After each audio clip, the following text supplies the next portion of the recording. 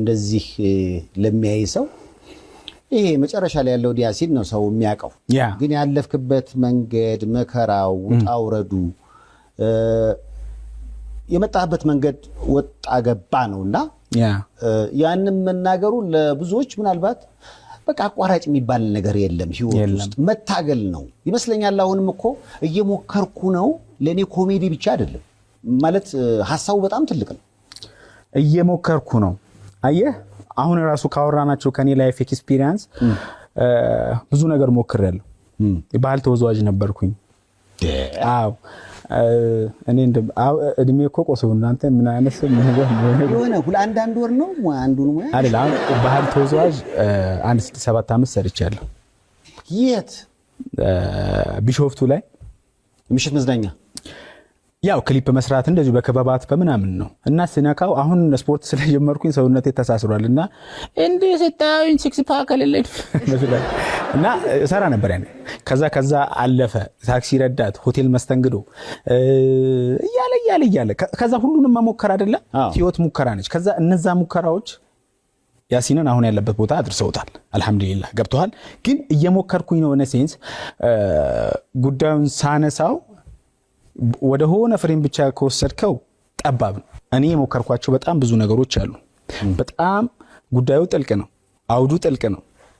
ለምሳሌ ምስኪኖች ጎርሰው ለመብላት ለማደር እየሞከሩ ነው አይደለ? ብዙ ሰዎች ታመው ጤናቸውን ለመመለስ እየሞከሩ ነው። የእምነት አባቶች በጸሎታቸው ባስተምሮታቸው የሀገርን ሰላም ለመመለስ እየሞከሩ ነው። ዶክተሩ፣ ወታደሩ፣ ኢንጂነሩ ለሀገሩ ለማገልገል እየሞከረ ነው። መንግስት መስራት ያለበትን እየሞከረ ነው፣ እየሰራ ነው። ዩሲ አውዱ ሰፊ ነው። ከዛ ባለፈው ወጣቶች ራሱ በሱስ እየተጠቁ ያሉ ወጣቶች ከዛ ሱስ ለመውጣት እየሞከሩ ነው። እንደ በጣም ያይ እና ሁሉም ሰው በሙያው ላይ ያለ በጣም አካል ጉዳተኛ ልጆችን ይዘው የሚያሳድጉ ህፃናትን ይዘው ያሉ እናቶች አሉ።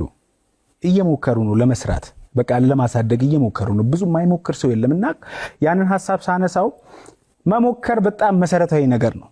አይሮፕላን የሰጡን እኮ ሁለት ወንድማማቾች 1903 ላይ ነው ምናምን ስንት ሞክረው ነው ይሄን ምናየው መብራት የሰጠን ቶማስ ኤዲሰን። ብዙ ሙከራዎች አሉ። እኔ ፌል አላደረኩም ነው የሚለው። ፌል አላደረኩም ይልቅ ማይሰራበትን መንገድ ተማርኩኝ። ብዙ ሰው መሞከር አለብን፣ መስራት አለብን። ለሚሞክሩ ሰዎች የተሰጠ ድምጽ ነው። ሞክሩ፣ ስሩ።